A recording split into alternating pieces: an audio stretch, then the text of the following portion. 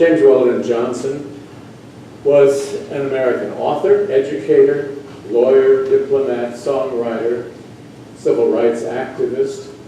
From 1920 to 1930, he headed the NAACP. With his brother, he wrote some 200 songs for Broadway. The two of them together wrote what's called the Black National Anthem, Lift Every Voice and Sing. Among his written works is a small collection that he calls God's Trombones.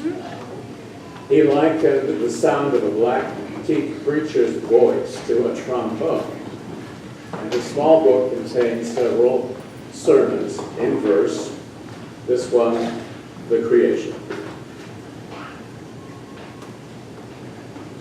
And God stepped out on space, and he looked around and said, I'm lonely.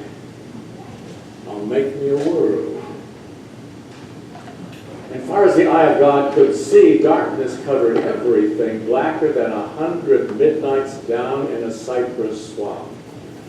Then God smiled, and the light broke, and the darkness rolled up on one side, and the light stood shining on the other, and God said, that's good. Then God reached out and took the light in his hands, and God rolled the light around in his hands until he made the sun. And he set that sun ablazing in the heavens.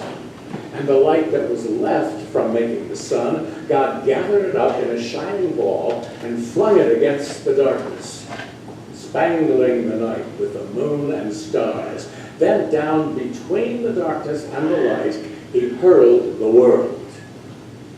God said, that's good.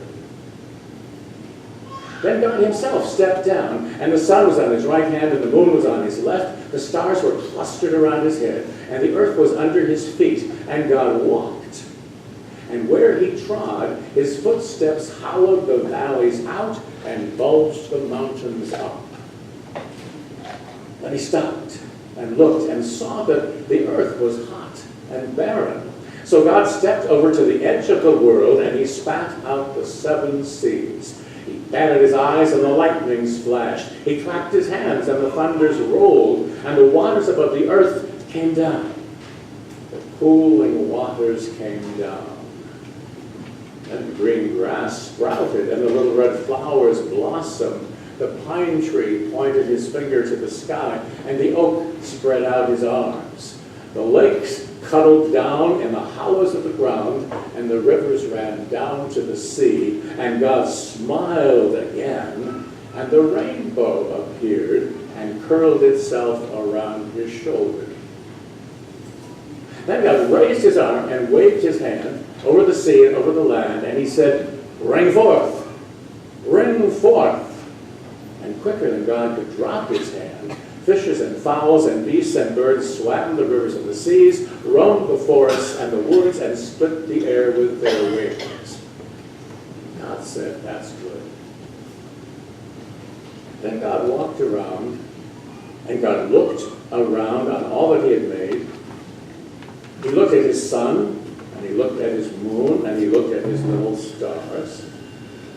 He looked on his world with all its living things. And God said, "I'm lonely still." Then God sat down on the side of a hill where he could think.